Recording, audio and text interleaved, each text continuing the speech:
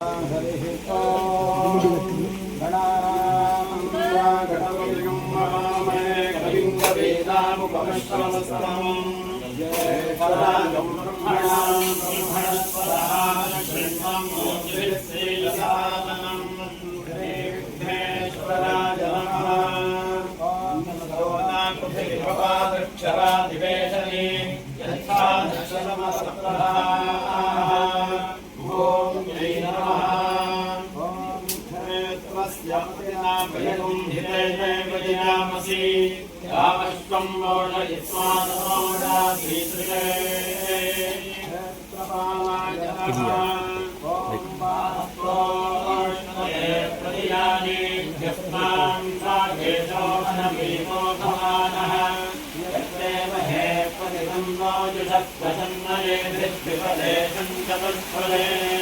यासोष्पदे नमः ॐ आदित्यो वा एष एतं मण्डलं तपदितच्चराजतत्त्वविदामण्डलकं सरितां लोकोऽभय एष एतस्मिन् मण्डले लक्ष्मीत्येप्यते तालिसावादिष्टां तां लोकोऽभय एष एतस्मिन् मण्डले जगदस्तानि गुरुं यजजामण्डलं भजजां लोकस्यैषास्यैव विद्यातपतिजतेजोऽन्तरादित्ये हिरण्मयः पुरुषः आदित्यो वै तेजपो ज्योतिषश्चक्षुश्रोत्रमात्मानो मञ्जुर्मधुर्मृत्युः सत्यो वायुराकाशः प्राणो लोकपालः प्रक्लिङ्गं तत्सत्यमन्नमृतो जीवो विश्वस्य नमस्वयं ब्रह्मैकलुज एष पुरुष एष भूतानामधिपतिर्ब्रह्मणश्चायुज्यनं लोकतामात्मोऽर्थेतासा देवदेवतानां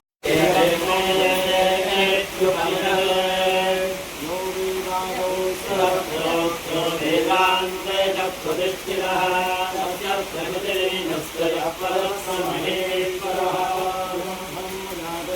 आदिवं वरदस्तव वेदमेतुपदापात्रिभवेद्यं मनिदं मनी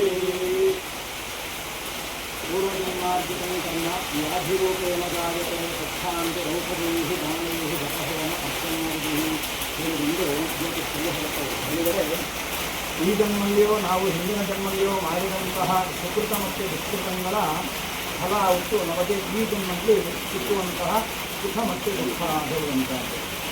ಒಂದು ವೇಳೆ ಅದರಲ್ಲಿ ಏನಾದರೂ ವ್ಯಾಧಿ ರೂಪೇಣದಾಗತ್ತೆ, ಹಿಂದಿನ ಜನ್ಮಲ್ಲಿ ನಾವು ಮಾಡಿದಂತಹ ದೋಷಗಳು ಏನಾದರೂ ಇದ್ದರೆ ಅಥವಾ ಈ ಜನ್ಮಲ್ಲಿ ಮೊದಲು ಮಾಡಿದಂತಹದ್ದು ಯಾವುದೇ ಕರ್ಮಕ್ಕೆ ಯಾವಾಗ ಬೇಕಾದರೂ ಫಲಪ್ರಾಪ್ತಿ ಅಂತ ಅದು ವ್ಯಾಧಿ ರೂಪೇಣದಾಗತ್ತೆ. ಅದು ಯಾವುದಾದರೂ ಅನಾರೋಗ್ಯವೋ ಅಥವಾ ಬೇರೆ ನಮಗೆ ಆಪತ್ತೋ ವಿಪತ್ತೋ ಕಷ್ಟங்களೋ ಯಾವುದೋ ರೀತಿಯಲ್ಲಿ ದೋಷಕವಾಗಿ ಅಥವಾ ನಮಗೆ ಸಮಸ್ಯೆ ಭೌತಿಕವಾಗಿ ನಮಗೆ ಪ್ರಾಪ್ತಿಯಾಗ್ತದೆ. ಶಾಂತಿ ಅದಕ್ಕೆ ಶಾಂತಿ ಮಾಡುತ್ತೆ. ಹೇಗೆ ಅಂದರೆ ಔಷಧೈ ದಾನೈ ಜಪ ಹೋಮ ಅರ್ಚನಾದಿಗಳು ಹೇಳುವಂತೆ. ಒಂದು ವೇಳೆ ದೈಹಿಕವಾಗಿ ನಮಗೆ ಅನಾರೋಗ್ಯವೋ ಅಥವಾ ಬೇರೆ ಏನಾದರೂ ಇದ್ದುವಳಿ ಆದರೆ ಅದಕ್ಕೆ ಔಷಧಿಯನ್ನು ಮಾಡುತ್ತೆ. ಕೇವಲ ಹೋಮಾದಿಗಳ ಮಾತ್ರ ಮಾಡಿಕೊಳ್ಳಿ ಶಾಸ್ತ್ರ ಹೇಳ್ತದೆ. ಔಷಧೈ ದಾನೈ ಆಯಾ ದೇವತೆಗೊತ್ತು ಹೇಳಿದಂತಹ ದಾನಾದಿಗಳ ಕೊಡುವಂಥದ್ದು, ಜಪ ಮಾಡುವಂಥದ್ದು, ಹೋಮ ಮಾಡುವಂಥದ್ದು, ಆಮೇಲೆ ಅರ್ಚನೆಯ ಮಾಡುವಂಥದ್ದು.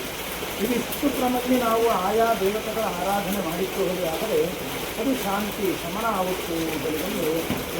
ಹಾಗಾಗಿ ನಮ್ಮಗ ಈ ಗ್ರಹ ಶಾಂತಿ ಹೇಳಿಕೊಂಡು ಅದರ ಇತ್ತು.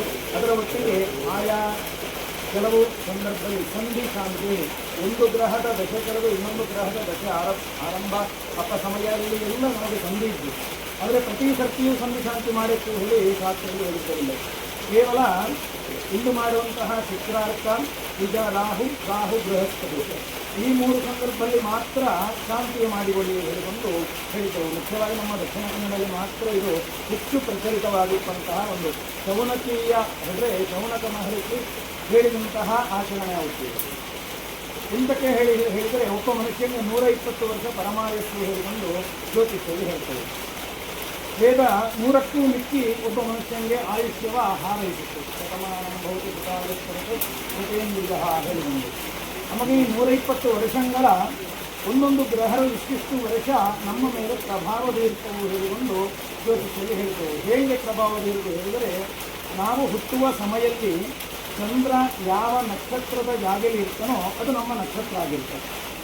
ಆ ನಕ್ಷತ್ರಕ್ಕೆ ಒಂದೊಂದು ನಕ್ಷತ್ರಕ್ಕೆ ಕೃತ್ತಿಕಾ ನಕ್ಷತ್ರವನ್ನು ಮೊದಲುಗೊಂಡು ಬೇರೆ ಬೇರೆ ಗ್ರಹರು ನಮಗೆ ಪ್ರಭಾವ ಬೀರ್ತಾ ಇರ್ತದೆ. ಜನ್ಮ ನಕ್ಷತ್ರ ಎಷ್ಟು ಸಮಯ ಇನ್ನು ಬಾಕಿ ಇತ್ತು ಆ ಬಿತ್ತುವ ಸಮಯದಲ್ಲಿ ಅದಕ್ಕೆ ಅನುಸರಿಸಿ ಆ ಗರ್ಭಚಿತ್ತ ದಶ ಹೇಳಿಕೊಂಡು ಒಂದು ಗ್ರಹದ ದಶೆ ಇತ್ತು. ಅದರ ನಂತರ ಬೇರೆ ಬೇರೆ ಗ್ರಹದ ದಶೆ ಒಬ್ಬನ ನಂತರ ಒಬ್ಬ ನಮ್ಮ ಮೇಲೆ ಪ್ರಭಾವ ಬೀರುತ್ತಿರ್ತದೆ. ಅದರಲ್ಲಿ ಶುಕ್ರದಶೆಗಳು ಆದಿತ್ಯ ದಶೆ ಬಂತಹ ಸಮಯ. ಅದೇ ರೀತಿಯಾಗಿ ಇಲ್ಲಿ ಹೇಳಿದಂಗೆ ಕುಜರಾಹು ರಾಹುಗಳು ಈ ಸಂದರ್ಭದಲ್ಲಿ ಕಾಣಿಕೆ ಮಾಡುತ್ತೆ. ಎಂಟಕ್ಕೆ ಹೇಳಿದರೆ ಒಂದೊಂದು ಗ್ರಹರಿಗೆ ಬೇರೆ ಬೇರೆ ವೈರುಧ್ಯವಾದಂತಹ ಗುಣಗಳ ತಿಳಿಸಿದ್ದು ಆರೋಪಿಸಿದ್ದು ಅಂದರೆ ಅವ ಇಂಥ ಗುಣಕ್ಕೆ ಭಾರದವ ಆಗಿರ್ತಾನೆ ಎಂದು. ಅದರ ಅರ್ಥ ಆ ಗ್ರಹರು ಅಂಥ ಗುಣದ ಊಹಳಿ ಅಲ್ಲ, ಅವರ ಪ್ರಭಾವ ನಮ್ಮ ಮೇಲೆ ಆ ರೀತಿಯಾಗಿ ಬೀರುತ್ತದೆ. ಒಂದು ಗ್ರಹದ ಗುಣ ಇನ್ನೊಂದು ಗ್ರಹದ ಗುಣ ಬೀರುವಂತಹದ್ದು ತದ್ವಿರುದ್ಧ ಆಗಿರ್ತದೆ. ಯಾವ ರೀತಿಯಾಗಿ ನಾವು ಒಂದು ರೀತಿಯ ವಾತಾವರಣದಿಂದ ಇನ್ನೊಂದು ವಿರುದ್ಧವಾದ ವಾತಾವರಣಕ್ಕೂ ಅಥವಾ ದೇಹಕ್ಕೆ ಅನಾರೋಗ್ಯ ಆಗಿದೆ ಬರ್ತೋ ಅದೇ ರೀತಿಯಾಗಿ ಒಂದು ಗ್ರಹದ ಜೊತೆಗಳಿಗೆ ಇನ್ನೊಂದು ಗ್ರಹದ ಜೊತೆ ಆರಂಭ ಆ ವ್ಯಕ್ತಿಗೆ ಅನಾರೋಗ್ಯವೇ ಅಷ್ಟು ಅಥವಾ ಅವನ ಸಮೀಪವರ್ತಿರುತ್ತೆ. ಅವನ ಮಕ್ಕಳು ಅಥವಾ ಮನೆಯವು ಅತಿ ಸಮೀಪವೆಲ್ಲ ಆಪತ್ತು ವಿಪತ್ತು ಮೃತ್ಯು ದೋಷಾದಿಗಳೆಲ್ಲ ಭಕ್ತಿ ಹೇಳಿಕೊಂಡು ಸೌನಕ ಮಹರ್ಷಿ ಹೇಳ್ತಾರೆ. ಅದಕ್ಕೆ ಪ್ರಶಾಂತಿಗೆ ಅದಕ್ಕೆ ಶಾಂತಿಗೋಸ್ಕರ ಕೇವಲ ಒಬ್ಬನಿಗೆ ಆ ದೋಷ ಇದ್ದು ಹಳಿಯಲ್ಲ, ಒಂದು ಸಣ್ಣ ಶಾಂತಿ ಇದ್ದರೆ ಆದರೆ ಆ ವ್ಯಕ್ತಿಗೆ ಮಾತ್ರ ಹಳಿಯಲ್ಲ, ಅವನ ಸಮೀಪವರ್ತಿಗೆ ಹಾರಿಯಬೇಕಾದ್ರೆ ಅದು ದೊಡ್ಡದು. ಅದಕ್ಕೆ ಬೇಕಾಗಿ ಈ ಸಂಧಿ ಶಾಂತಿಯ ಮಾಡಿಕೊಳ್ಳಿ ಹೇಳಿಕೊಂಡು ಈ ಸೌನಕ ಮಹರ್ಷಿ ಹೇಳಿರುವಂಥದ್ದು. ಅದಕ್ಕೆ ಇಂತಹ ಗ್ರಹಣಿಗೆ ಈ ರೀತಿಯಾಗಿ ಆಹುತಿ ತೆಗೆದುಕೊಳ್ಳುವುದು ಅದೇ ಅವನೇ ಹೇಳಿದ್ದಾರೆ. ಅದರ ಪೂರ್ವಭಾವಿಯಾಗಿ ನಾವು ಬೋಧಾಯನ ಆಚಾರ್ಯರ ಹೇಳಿದ ಪ್ರಕಾರವಾಗಿ ನವಗ್ರಹ ಶಾಂತಿಯನ್ನು ಮಾಡಿಕೊಳ್ತೇವೆ. ಒಂದೇ ಗ್ರಹಣ ದೋಷ ಇದ್ದರೂ ಕೂಡ 9 ಗ್ರಹರಿಗೆ ಆಹುತಿಯನ್ನು ಆರಾಧನೆಯನ್ನು ಮಾಡಬೇಕು ಎಂದು ಹೇಳ್ತೇವೆ. ಕೇವಲ ಒಪ್ಪನ ದೋಷ ಇದ್ದು ಒಂದು ಗ್ರಹದ್ದು ಹಾಗಾಗಿ ಅವನು ಒಪ್ಪನ್ನೇ ಮಾಡಿದರೆ ಸಾಕು ಇಲ್ಲ. ಎಂತಕ್ಕೆ ಹೇಳಿದರೆ ನವಗ್ರಹರೊಳಗೆ ಒಟ್ಟಿಗೆ ಇತ್ತು, ಅವು ಒಪ್ಪ ಬೇರೆಯಾಗಿ ನಾವು ಅದನ್ನು ಅನುಗ್ರಹವನ್ನು ಆಗ್ತಿಲ್ಲ. ಯಾವ ರೀತಿಯಾಗಿ ಹೇಳಿದ್ರೆ ಒಬ್ಬನ ದಶೆ ಇದ್ದರೂ ಆ ದಶೆಯ ಒಳ ಪುನಃ ಅಂತರ್ದಶೆಯಲ್ಲಿ ಪುನಃ 9 ಗ್ರಹರೇ ನಮ್ಮ ಮೇಲೆ ಪ್ರಭಾವ ಬೀರ್ತಾ ಇರ್ತದೆ. ಅಂಥದ್ದರಲ್ಲಿ ಈ 9 ಗ್ರಹರಿಗೆ ನಾವು ಆರಾಧನೆ ಮಾಡುವಂತಹದ್ದಾಗುತ್ತದೆ. ಅದರಲ್ಲಿ ಆದಿತ್ಯನ ಮೊದಲುಗೊಂಡು ಬೋಧಾಯನಾಚಾರ್ಯರು ಅಂಗಾರಕ ಶುಕ್ರ ಚಂದ್ರ ಈ ರೀತಿಯಾಗಿ ಅವರ ಕ್ರಮವ ಒಂದು ರಜ್ಯ ವ್ಯತ್ಯಾಸ ರೀತಿ ಇದೆ. ಹೇಗೆಂದರೆ ನಾವು ಆದಿತ್ಯವಾರ ಸೋಮವಾರ ಮಂಗಳವಾರ ಹೇಳಿದ ರೀತಿಯಲ್ಲಿ ಇಲ್ಲ, ಮತ್ತೊಂದು ರೀತಿಯಲ್ಲಿ ಆರಾಧನೆ ಮಾಡಿಕೊಳ್ಳಲು ಹೇಳ್ತೇವೆ. ಹಾಗಾಗಿ ಆ ಗ್ರಹಗಳಲ್ಲಿ ಹೋಮವನ್ನು ಅದೇ ರೀತಿಯಾಗಿ ಆಯಾ ಗ್ರಹದಿಂದ ಹೇಳಿದಾಗ ಸತ್ಯಾಂತೆ ಔಷಧಿ ದಾನವೇ ಜಪ ಮಾಡಿಕೊಳ್ಳಿದೆ. ಹಾಗಾಗಿ ಸಂಧಿ ಗ್ರಹರ ಇಲ್ಲಿ ಪ್ರತಿಷ್ಠೆ ಮಾಡಿ ಆ ಗ್ರಹರಿಗೆ ಜಪವನ್ನು ಮಾಡಿ ದಾನ ಆ ಕಲಶಗಳ ದಾನ ಆಗಿರುತ್ತದೆ. ಈ ಹೇಳಿದಂತಹ ಎಲ್ಲ ಪರಿಹಾರ ಒಂದು ಹೋಮಲ್ಲಿ ಮಾತ್ರ ನಡೀತಾ ಇರುತ್ತೆ. ನಮಗೆ ದೇವರ ಪೂಜೆ ಮಾಡಿದರೆ ಸಾಲದು ಅಂತ ಹೇಳಿದರೆ ಹೋಮ ಮಾಡಿದರೆ ಮಾತ್ರ ಈ ಎಲ್ಲ ವಿಧದ ಪರಿಹಾರಗಳು ನಡೆಯುತ್ತೆ ಹೇಳುವ ಕಾರಣಕ್ಕೋಸ್ಕರ ಹವನದ ಮೂಲಕವೇ ಈ ಶಾಂತಿಯ ಮಾಡಿಕೊಳ್ಳಿ ಹೇಳಿದಂಥದ್ದು. ಹಾಗಾಗಿ ಆ ಹೋಮಲ್ಲಿ ಹೇಳಿದಂತಹ ಗ್ರಹಗಳಿಗೆಲ್ಲ ಆಯಾ ಸಮಿಧೆ ಕೆಲವು ಆದ್ಯಾದಿಗಳ ಆಹುತಿ ಕೊಡುವಂಥದ್ದು, ಇಲ್ಲಿ ಸಂಧಿಗ್ರಹಗಳಿಗೆ ಆರಾಧನೆ ಮಾಡುವಂಥದ್ದು, ಜಪ ಮಾಡುವಂಥದ್ದು, ದಾನ ಮಾಡುವಂಥದ್ದು, ಉದಕ ಶಾಂತಿ ಹೇಳಿ ಉದಕ ಹೇಳಿದ ನೀರು ಅದಕ್ಕೆ ಶಾಂತಿ ಮಂತ್ರದಿಂದ ಜಪ ಮಾಡುವುದು, ಔಷಧೀಯ ಅದಕ್ಕೆ ಬೇಕಾದ ಕೆತ್ತೆ ಎಲ್ಲ ಹಾಕುವಂತಹ ಸಂಪ್ರದಾಯ ಇದೆ ನಮ್ಮಲ್ಲಿ. ಅದರ ಸ್ನಾನಾದಿಗಳ ಮಾಡಿದರೆ ದೇಹಕ್ಕೆ ಇಟ್ಟಂತಹ ಅನಾರೋಗ್ಯ ನಿವಾರಣೆ ಆಗುತ್ತೆ ಹೇಳಿ. ಅದರ ಒಟ್ಟಿಗೆ ಆದಿತ್ಯಾದಿ ನವಗ್ರಹರ ಮಂಡಲವ ರಚನೆ ಮಾಡಿ ಅವಕ್ಕೆ ಆರಾಧನೆಯ ಮಾಡಿತ್ತು, ಜಪಾದಿಗಳ ಮಾಡಿತ್ತು, ಆರಾಧನೆ ಮಾಡಿತ್ತು ಅಂತ ಹೇಳ್ತೇವೆ. ನಾವು ಇಲ್ಲಿ 5 ಬಣ್ಣದಿಂದ ಮಂಡಲ ರಚನೆ ಮಾಡಿದ್ದೇವೆ. ಇದಕ್ಕೆ 5 ಬಣ್ಣ ಹೇಳಿದರೆ ಪೃಥ್ವಿ, ಆಪ, ತೇಜ, ವಾಯು, ಆಕಾಶ ಹೇಳುವಂತಹದ್ದು ಪ್ರಪಂಚದ ಮೂಲಭೂತ ವಸ್ತುಗಳು ಹೇಳಿಕೊಂಡು ನಾವು ಧರ್ಮಶಾಸ್ತ್ರ ಹೇಳ್ತೇವೆ. ಈ 5 ಒಂದು ನಿರ್ದಿಷ್ಟ ಪ್ರಮಾಣದಲ್ಲಿ ಎಲ್ಲಿ ಸೇರ್ತೋ ಅಲ್ಲಿ ಪ್ರಪಂಚ ಆಗುತ್ತೆ. ಒಂದು ಸಸ್ಯವೋ ಒಂದು ದೇಹವೋ ಯಾವುದೇ ಒಂದು ಜೀವಿ ಉತ್ಪತ್ತಿಯ ಪಡೆ ಸಾಧ್ಯ ಇರುತ್ತೆ. ಹಾಗಾಗಿ ಆ 5 ಬಣ್ಣಗಳಿಂದ ಸಮ್ಮಿಲಿತನಾದಂತಹ ಭಗವಂತ ಆದಿತ್ಯಾದಿ ನವಗ್ರಹರು ಅಲ್ಲಿ ಅವಕ್ಕೆ ರೂಪ ಕೊಟ್ಟಾತು. ಅವತ್ತಿನ ಮಂತ್ರಮುಖೇನ ನಾವು ಆವಾಹನೆ ಮಕ್ಕಳು ಹೇಳಿದ ಕೂಡಲೇ ಅವಲ್ಲಿ ಬಂದು ಕೂರುತ್ತವು, ನಾವು ಕೊಡುವಂತಹ ಪೂಜೆಯ ಸ್ವೀಕಾರ ಮಾಡುತ್ತವು, ನಮಗೆ ಅನುಗ್ರಹಿಸುತ್ತವು ಹೇಳುವಂತಹದ್ದು ಶಾಸ್ತ್ರ. ಹಾಗಾಗಿ ಅವತ್ತು ಈ 5 ಬಣ್ಣಗಳಿಂದ ನಾವು ಮಂಡಲ ರಚನೆ ಮಾಡಿದ್ದೀವಿ. ಇದನ್ನೇ ಪ್ರಪಂಚ ಹೇಳಿ, ಪ್ರಪಂಚ ಆದರೆ ಬೇರೆ ಎಂಥದ್ದು ಅಲ್ಲ, ಈ ಪ್ರಪಂಚದಂತಹ ಈ 5 ಮಾತ್ರ. ಹಾಗಾಗಿ ಅವಕ್ಕೆಲ್ಲ ನಾವು ಮಂಡಲ ರಚನೆ ಮಾಡಿ ಪೂಜೆ ಮಾಡುವಂತಹದ್ದು. ಇದರಲ್ಲಿ ಮಧ್ಯಭಾಗದಲ್ಲಿ ವೃತ್ತಾಕಾರವಾಗಿ ಬರೆದು ಆದಿತ್ಯ ಗ್ರಹ ಮಂಡಲ, ಸೂರ್ಯ ಆತ್ಮ ಜಗತಸ್ಪಷ್ಟುದಷ್ಟ ಹೇಳಿಕೊಂಡು ನಾವು ಜಪ ಮಾಡಿಸಿ ಉಪಸ್ಥಾನ ಮಾಡುವಾಗ ಹೇಳುತ್ತೇವೆ. ಜಗತ್ತಿನ ಆತ್ಮಸ್ವರೂಪನಾಗಿ ಇತ್ತಂತಹ ಆದಿತ್ಯ ಹೇಳಿಕೊಂಡು ಸೂರ್ಯೋದಯ ಸೂರ್ಯಾಸ್ತ ಇಲ್ಲೇ ಹೇಳಿ ಆದರೆ ಪ್ರಪಂಚ ನಡೆವಲೇ ಸಾಧ್ಯ ಇಲ್ಲ ಹೇಳಿ ನಾವೆಲ್ಲ ಬಂದಿದ್ವಿ. ಹಾಗಾಗಿ ಯಾವ ರೀತಿಯಾಗಿ ಅಂದರೆ ಸೂರ್ಯ ಆತ್ಮ ಒಂದು ದೇಹಕ್ಕೆ ಜೀವಯ ಎಲ್ಲಿವರೆಗಿದ್ವ ಅಲ್ಲಿವರೆಗೆ ಆ ದೇಹಕ್ಕೆ ಬೆಲೆ, ಆಮೇಲೆ ಆ ದೇಹವನ್ನು ನಾವು ಅದರ ಉಪಯೋಗಿಸುತ್ತಿಲ್ಲ, ಅದಕ್ಕೆ ಬೆಲೆ ಇಲ್ಲೇ ಹೇಳಿ. ಅದೇ ರೀತಿಯಾಗಿ ಪ್ರಪಂಚಕ್ಕೂ ಸೂರ್ಯ ಇಪ್ಪಲ್ಲಿವರೆಗೆ ಮಾತ್ರ ಬೆಲೆ ಹೇಳುವಂಥ ಕಾರಣಕ್ಕೋಸ್ಕರ ಜಗತ್ತಿನ ಆತ್ಮಸ್ವರೂಪ ಹೇಳುವಂತ ಹೇಳಿದೆವು. ಹಾಗಾಗಿ ಅವನಿಗೆ ನಾವು ಉಪಸ್ಥಾನ ಪೂಜಾದಿಗಳೆಲ್ಲ ಮಾಡ್ತು. ಅವನಿಗೆ ನಮಸ್ಕಾರ ಪ್ರಿಯೋಭಾನುಭವ ಹೇಳಿ ಕೂಡ ಹೇಳ್ತೇವೆ. ಹೇಳಿದ್ರೆ ಅವನಿಗೆ ಎಷ್ಟು ನಾವು ನಮಸ್ಕಾರವ ಮಾಡ್ತೋ ಅಷ್ಟು ಅವನು ಸಂತೋಷಗೊಳ್ಳುತ್ತಾನೆ. ಅವನಿಗೆ ಸೂರ್ಯ ನಮಸ್ಕಾರ ಮಾಡುವಂಥದ್ದು. ಇನ್ನೂ ಒಂದು ಕಾರಣ ಆರೋಗ್ಯಂ ಭಾಸ್ಕರಾದಿತ್ಯತೆ, ಒಳ್ಳೆ ಆರೋಗ್ಯ ಪ್ರಾಪ್ತಿ ಆಯಿತಾದರೂ ಸೂರ್ಯನ ಅನುಗ್ರಹ ಬೇಕು ಹೇಳುವುದು. ಹಾಗಾಗಿ ನಾವು ಸೂರ್ಯನಿಗೆ ಪೂಜೆ ಮಾಡ್ತು. ಹೋಮಲ್ಲಿ ಅರ್ಕ ಸಮಯದಿಂದ ಎಕ್ಕೆ ಹೇಳುವಂತಹ ಸಮಯದಿಂದ ಆಹುತಿ ಮಾಡ್ತು. ಅರ್ಕೋ ನಾಶಯತೆ ವ್ಯಾಧಿಯನ್ನು ಹೇಳಿ ಹೇಳ್ತವೆ. ಅರ್ಕ ಸಮಿತಿನ ಆಹುತಿ ಮಾಡುವುದರಿಂದಲೂ ಕೂಡ ವ್ಯಾಧಿ ನಿವಾರಣೆ ಆಗುತ್ತೆ ಹೇಳಿ ಹೇಳ್ತೇವೆ. ಸೂರ್ಯನ ಪ್ರೀತ್ಯರ್ಥವಾಗಿ ಗೋಧಿಯ ನಾವು ಕೆಂಪು ಬಣ್ಣದ ವಸ್ತ್ರದ ಒಟ್ಟಿಗೆ ದಾನ ಮಾಡಿತ್ತು ಹೇಳಿಕೊಂಡು ಶಾಸ್ತ್ರದಲ್ಲಿ ಹೇಳ್ತೇವೆ. ಅವನಿಗೆ ಅಗ್ನಿ ಮತ್ತು ರುದ್ರ ಹೇಳಿಕೊಂಡು ಅಧಿದೇವತೆ ಪ್ರತ್ಯುತ ದೇವತೆಗಳಿದ್ದವು.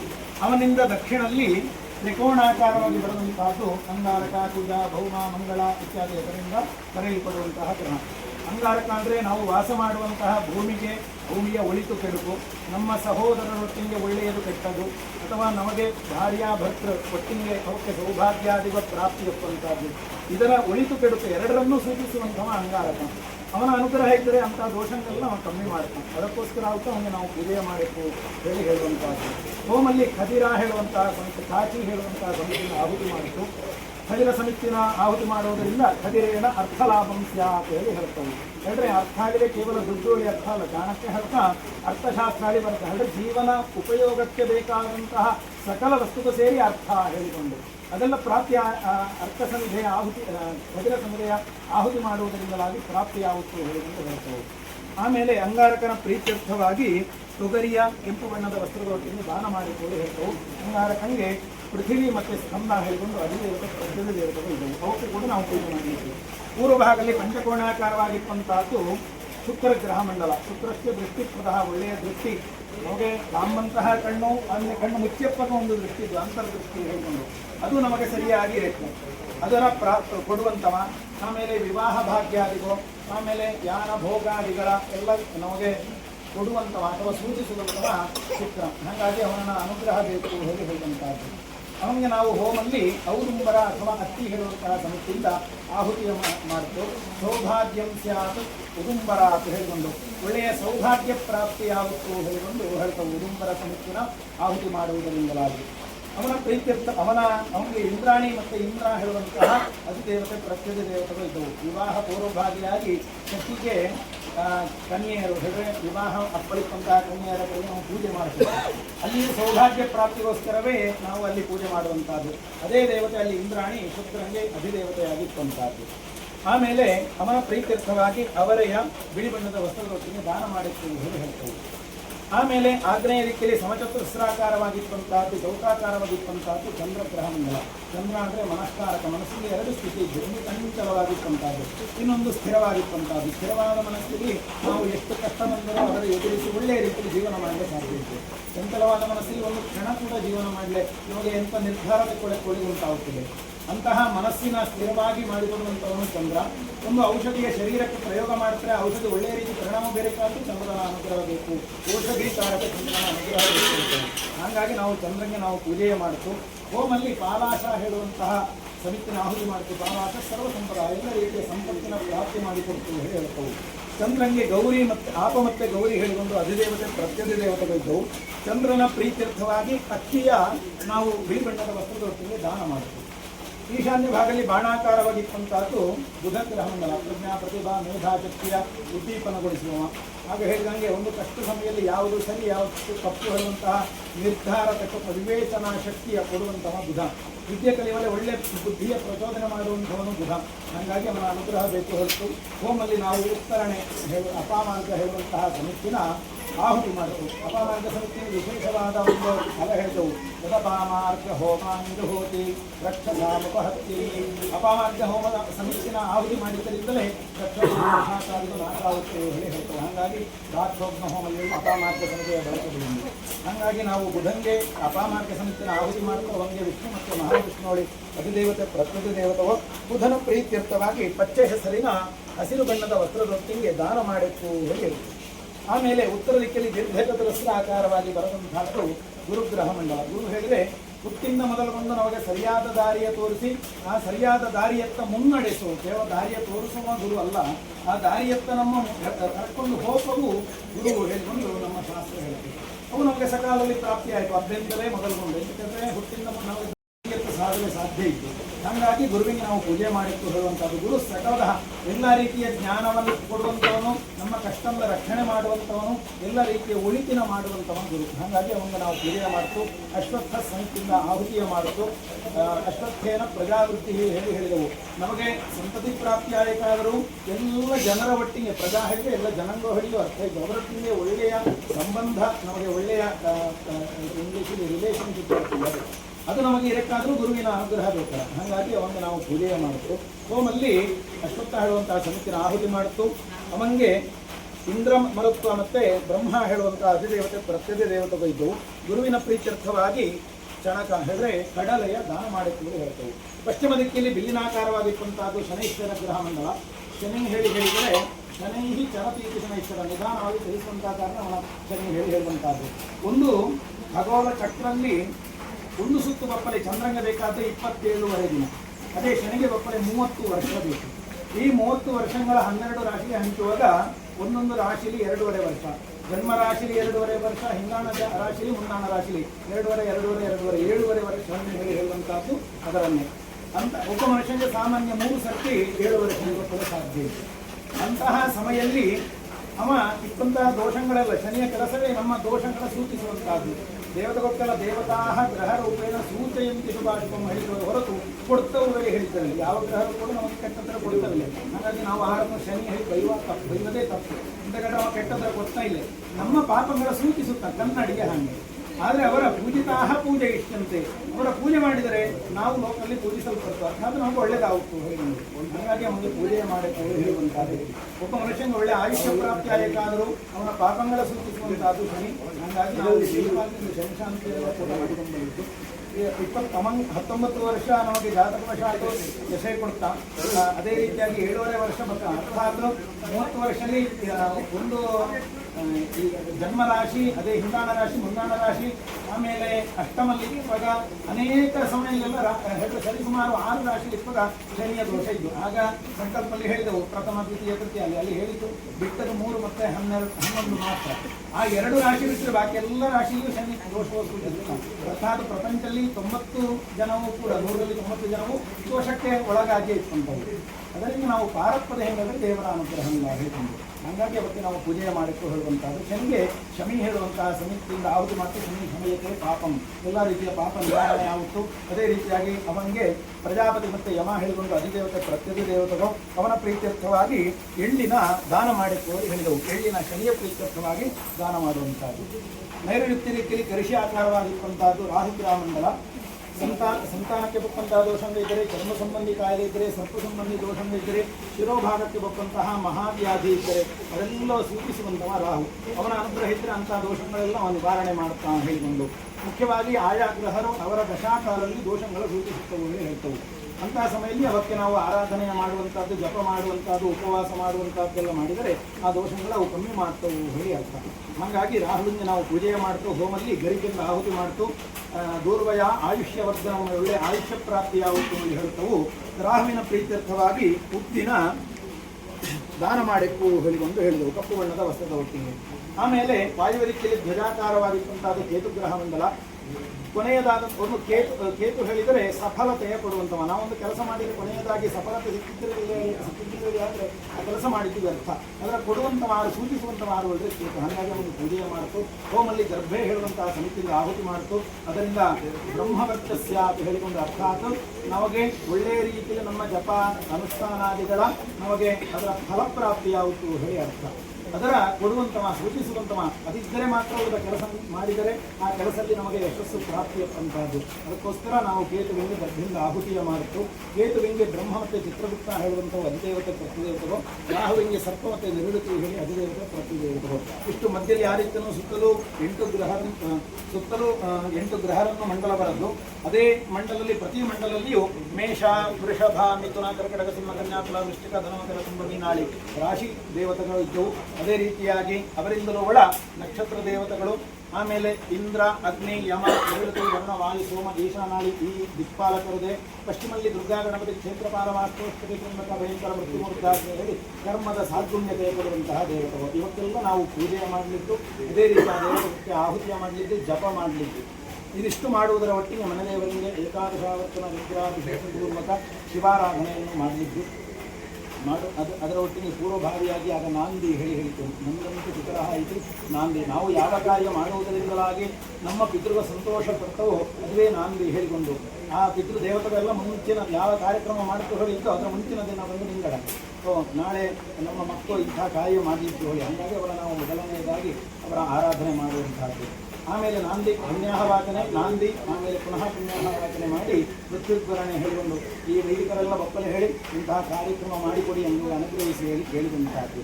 ಇದಿಷ್ಟು ನಾವು ಇಲ್ಲಿ ಮಾಡುವಂತಹ ಕಾರ್ಯಕ್ರಮಗಳೆಲ್ಲ ಆ ದೇವತೆಗಳೆಲ್ಲ ಒಳ್ಳೆಯ ರೀತಿಯಲ್ಲಿ ಬಂದು ನಮ್ಮ ಕಾರ್ಯಕ್ರಮವ ಸ್ವೀಕಾರ ಮಾಡಿ, ನಮ್ಮ ಶ್ರದ್ಧಾ ಭಕ್ತಿಯ ಸ್ವೀಕಾರ ಮಾಡಿ ನಿಮಗಾಗಲಿ, ಮನೆಯವರಿಗಾಗಲಿ, ಮಕ್ಕಳಿಗಾಗಲಿ, ಕುಟುಂಬಿಕರಿಗಾಗಲಿ ಒಪ್ಪಂತಹ ಸಕಲ ದುಷ್ಟಾರಿಷ್ಟಗಳನ್ನು ಸಂಪೂರ್ಣತೆಯ ನಿವಾರಣೆ ಮಾಡಿಕೊಟ್ಟು ಎಲ್ಲೋ ನಿಮಗೂ ಕ್ಷೇಮಾರೋಗ್ಯ ಆಯುಷ್ಯಾದಿಗಳ ಅನುಗ್ರಹಿಸಕ್ಕೂ ಹೇಳಿ ಆರಂಭದಲ್ಲಿ ಆ ಎಲ್ಲ ದೇವತೆಗಳ ಹತ್ತಿರ ಮಾಡುವಂತಹ ಪ್ರಾರ್ಥನೆ.